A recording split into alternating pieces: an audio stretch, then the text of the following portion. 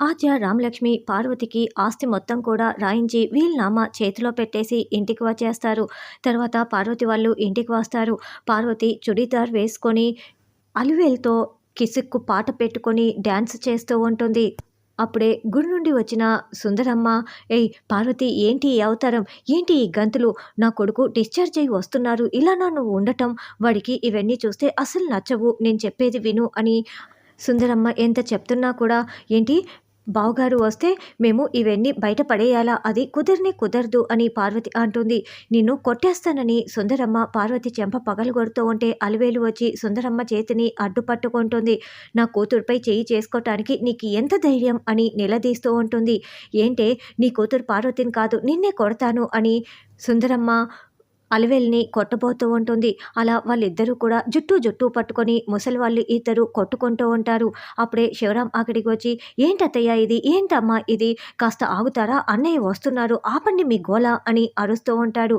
ఇక అప్పుడే ఆద్య, రామలక్ష్మి రఘురామ్ని తీసుకొని ఇంటికి రావటంతో పార్వతి, "నేను డ్రెస్ మార్చుకోవాలి" అని చీర కట్టుకొని బయటికి వస్తుంది. "అన్నయ్య" అంటూ శివరాం రఘురాం కాళ్ళ దగ్గర కూర్చుంటాడు. "నువ్వు ఈ ఇంటిని ఊరిని చూసుకుంటావన్న ధైర్యంతోనే నేను ఇన్ని రోజులు ఉన్నాను.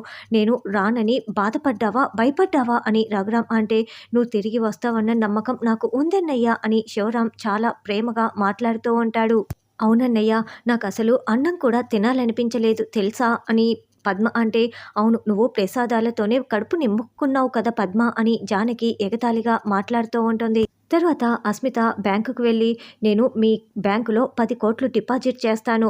ఒక అకౌంట్ నెంబర్ చెప్తాను. ఆ ట్రాన్సాక్షన్స్ మొత్తం కూడా చెప్పాలి" అని అడగటంతో సరేనని రామలక్ష్మికి వాసుదేవ్ దగ్గర నుంచి 5 కోట్లు పడ్డాయన్న విషయం మేనేజర్ ద్వారా తెలుసుకొని, అసలు ఆ వాసుదేవ్ అఖిల వాళ్ళ నాన్న 5 కోట్లు రామలక్ష్మి అకౌంట్‌కి ఎందుకు ట్రాన్స్‌ఫర్ చేశాడు? అది ఏంటన్నది తెలుసుకోవాలి అని ప్రభాస్‌తో మాట్లాడుతూ ఉంటుంది.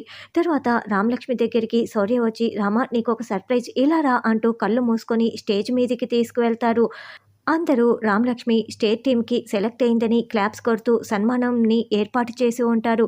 "నాకు ఇదంతా అవసరం లేదు, వద్దు" అని రామలక్ష్మి చెప్తున్నా కూడా, "లేదమ్మా, నువ్వు కాలేజ్ తరపున స్టేట్ హాకీ టీమ్‌కి సెలెక్ట్ అయ్యావు. ఇప్పుడు నీతో పాటి నీ టీమ్‌ని నువ్వే గెలిపించాలి, మంచి పేరు తీసుకురావాలి, నీకు సన్మానం చేయాల్సిందే" అని అంటే, "శౌర్య సార్‌కే చెందుతుంది ఇదంతా, నాకు అవసరం లేదని" రామలక్ష్మి అంటూ, "మీరిద్దరూ పార్ట్నర్సే కదా, శౌర్య కూడా నిన్ను ముందుకు తీసుకువెళ్తున్నారు. అయితే ఇద్దరికీ కలిపి సన్మానం చేస్తాము" అని ఇద్దరికీ కలిపి శాల్వా కప్పి బొకేలు ఇస్తూ ఉంటారు. అయ్యో, శౌర్య సార్‌కి నేను ఎలా చెప్పాలి అని రామలక్ష్మి మనసులో బాధపడుతూ ఉంటుంది. "నేను సాధించలేనిది నా రామ సాధిస్తుంది" అని శౌర్య గొప్పగా చెప్తూ ఉంటారు.